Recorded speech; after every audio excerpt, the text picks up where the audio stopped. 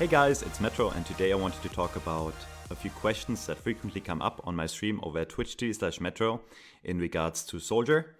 This is hopefully going to give you a better understanding about Soldier's capabilities and drawbacks compared to other DPS and where he generally fits in the current meta. By the time I'm making this video, Soldier is in a pretty bad spot, not only because he's currently one of the weaker DPS, but also because DPS characters in general are having a bad time. And the GOATS comp, all tanks and supports, is kind of dominating pro play and the competitive ladder right now, as you might or may not know. However, with the new patch that should be going live soon, things are going to change, hopefully. The patch notes include general nerfs to armor, Bridget, and D.Va's defense matrix. If you want to know more about the whole patch, the patch logs are linked in the description. Okay, so let's get right into it. The first question I get a lot on stream is, when should I pick Soldier over another DPS such as Ashe or a dive character like Genji or Tracer? Now, the short answer is never. Now, the answer is kind of complicated. There's three major factors that determine my choice of the pick, and these are all valued against each other. And in the end, it comes down to personal preference and what you think is best, and that comes with time and practicing the hero. What matters to me the most is the map, and specifically which part of the map I'm currently playing on. So let me give you an example. A really good map for Soldier is King's Row. In my first tutorial, I briefly talked about the benefits of Soldier's mobility and ability to relocate very fast.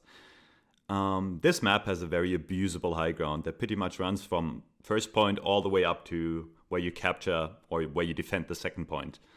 On attack, you can pretty much just run up there on the right side, and if they don't have dive tanks to contest you, which is very unlikely because on King's Row most teams play Rein's Zarya comps, you can swap from window to window and get chip damage in and force their team to either look at you, in which case you're kind of doing your job, right? You relocate to another window while giving your team the space to get in while being distracting. Or if they don't look at you, you just straight up kill them, right? Like if you're behind them, their Rein shields the front and you shoot him from the back or you shoot the supports in the back, they're going to have to look at like either you or your team. And when I am on high ground uncontested on first point attack, it's very likely that we're going to win the team fight if my team is playing it like smart or if we're playing it slow. One important factor is try to save your healing pad for when a mobile hero like Genji, D.Va or Hanzo try to come up to contest you. As long as you have the healing pad down, you should win most 1v1s while getting charged for the best ult in the game, Tag Visor. Soldier only really becomes tougher to play once you attack or defend the third point, since there's not too much high ground to abuse or like routes to flank. In which case I swap heroes like Hanzo to get more straight up shield damage in, or just combo grab with my Zarya if my Soldier doesn't work out. In general, the more high ground and different angles of attack a map has for a Soldier, the better it is for the hero. Good examples other than King's Row are Gibraltar, Hanamura, point B attack and defense, and Numbani, first and second point defense. The reason why I mention attack and or defense is that on a map like Numbani, for example, it is really hard for you to get high ground over your opponent on attack Soldier. Since that team is very likely to be set up on their high ground, in which case the best scenario is an even fight with you getting the left side high ground, but their tanks being able to dive you with you not really having an escape other than backing off into the choke again. Since Monkey D.Va is pretty popular on attack and defense on that map.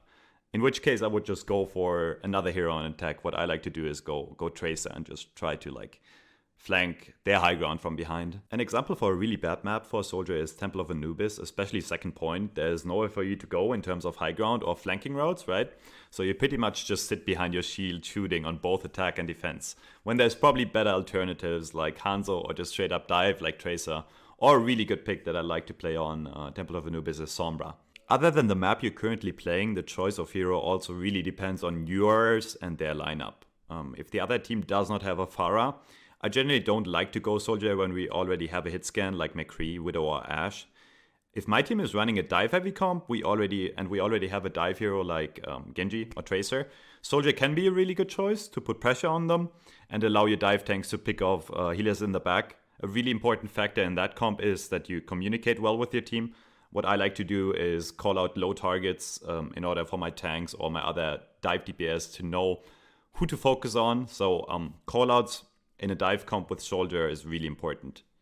If their team is running goats, which we'll hopefully see less of in the next patch, get off soldier. Just get off soldier. You're not going to do anything. Since goats has so much sustain, you will never get a pick, basically, if they're not completely stupid. This might change with the armor nerf, since soldier is going to do more damage against tank heavy comps, but it still wouldn't be an optimal pick, and something like an Ashe or like a Sombra would probably be better. If you pick soldier on attack into an Orisa comp on a map with a tight choke like Eichenwald, it's also going to be really hard for you to get value out of him.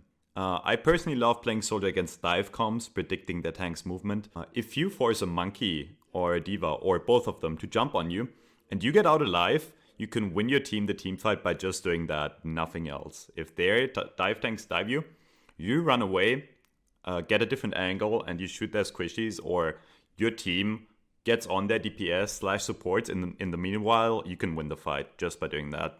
While the meta on the flank meme is mostly based on my stupid plays where I just shoot at them from their backline while sitting in their spawn, like dying to their respawning McCree, it's exactly what can make soldier so great.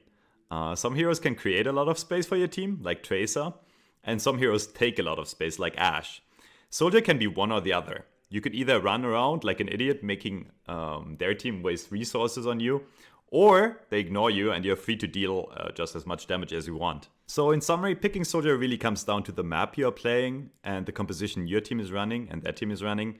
This might sound pretty simple, but it really takes quite some time to figure out good scenarios for the hero. And I hope these tips helped some of you to understand the hero a bit better.